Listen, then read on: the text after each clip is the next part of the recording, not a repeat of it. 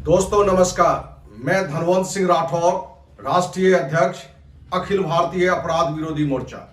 दोस्तों, 4 दिन पहले भूटान की सरकार ने अमेरिका की कंपनी ऑनपैसिव को भ्रष्ट घोषित किया है, इलीगल घोषित किया है और ऑनपैसिव कंपनी को पिरामिड स्कीम, पोंजी स्कीम बताकर जहां कार्रवाई का आदेश दिया है, वहीं आज भी अपने देश में ऑनपैसिव अमेरिका की कंपनी हर महीने लाखों लोगों से अरबों रुपया लूट रहा है।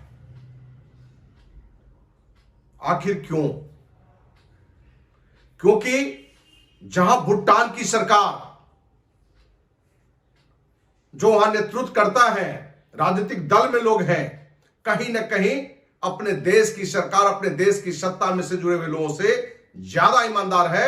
और उसने जैसे ही पता चला कि ये पोंजी स्कीम है, पिरामिड स्कीम है, ऑनपैसिव द्वारा ऐसी कोई प्रोडक्ट जो वो बार बार कह के कि जूम से 1000 गुना बड़ा प्रोडक्ट होगा, गूगल से बड़ा होगा, फेसबुक से बड़ा होगा, व्हाट्सएप से बड़ा होगा, ऐसी कोई बात नहीं है। ये सिर्फ झूठी सपना परोस रहा है।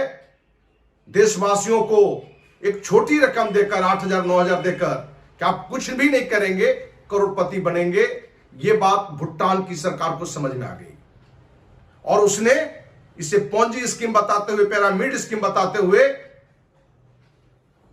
रोक के साथ साथ कार्रवाई का आदेश दिया है। आपको यह पता है कि अखिल भारतीय अपराध विरोधी मोर्चा के द्वारा 1 साल से अधिक समय हो गए देश के प्रधानमंत्री नरेंद्र मोदी को पत्र लिखा हुआ कि माननीय प्रधानमंत्री, अमेरिका की कंपनी ऑनपैसिव सिर्फ और सिर्फ मुंगेरी लाल के हसीन सपने को परोस के अपने देश से हर महीने लाखों लोगों से अरबों रुपया लूट रहा है। कृपया इस कंपनी की सीबीआई जांच कराइए। लेकिन दोस्त, एक बार को कौन कहे, दूसरी बार भी हमने पत्र दिया, लेकिन कहीं ना कहीं जो सत्ता में बैठे हुए लोग थे, ऑनपैसिव के लूट का एक बड़ा हिस्सा का हिस्सेदार बन गए। हमने इस चर्चा की थी आपको कि ऑनपैसिव के मालिक या जो भी उसमें फ्रॉड लीडर पार्टनर हैं, अपने लोगों में यह बड़ा क्लियर एक मैसेज दिया था कि देश के गृह मंत्री अमित शाह को 1 अरब रुपया क्रिप्टो करेंसी बिटकॉइन के रूप में दिया गया है। इसलिए आप सीबीआई जांच को कौन कहे, किसी स्तर का जांच ऑनपैसिव के खिलाफ नहीं होगा और नहीं हुआ। दोस्त, इधर हाल में यह भी बात निकल कर आया कि जो आम आदमी पार्टी अन्ना आंदोलन से निकला था, जिस आंदोलन में मैं भी रामलीला मैदान में अन्ना हजारे के साथ था, अरविंद केजरीवाल जो दिल्ली का मुख्यमंत्री है, आपका संस्थापक संयोजक है, इसके पास भी 1 अरब से अधिक रुपया गया।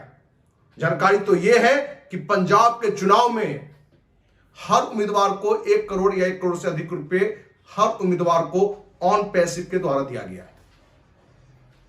हमने पिछली वीडियो में हमने आपको बताया है कि ऑनपैसिव द्वारा जो अरबों रुपया लूटा गया देशवासियों को, उसमें कौन कौन दोषी हैं, कौन कौन अपराधी हैं, जिसमें हमने देश के प्रधानमंत्री नरेंद्र मोदी का भी नाम पहला रूप में नाम में दिया है। नंबर 2 में अमित शाह का नाम हमने दिया है। नंबर 3 में जो इस पूरे खेल का जो मेन सरगना है, ढिल्लन, उसका हमने दिया है। और चौथा में हमने मुख्यमंत्री अरविंद केजरीवाल का नाम दिया है। दोस्त, जहां एक छोटा देश लेकिन सोच बड़ा, सोच ईमानदार भूटान की सरकार ने ऑनपैसिव पर जल्द कार्रवाई करते हुए इलीगल घोषित कर दिया, भ्रष्ट घोषित कर दिया और उस पर कार्रवाई का आदेश दे दिया। लेकिन अपने देश में यह आज भी संभव नहीं है।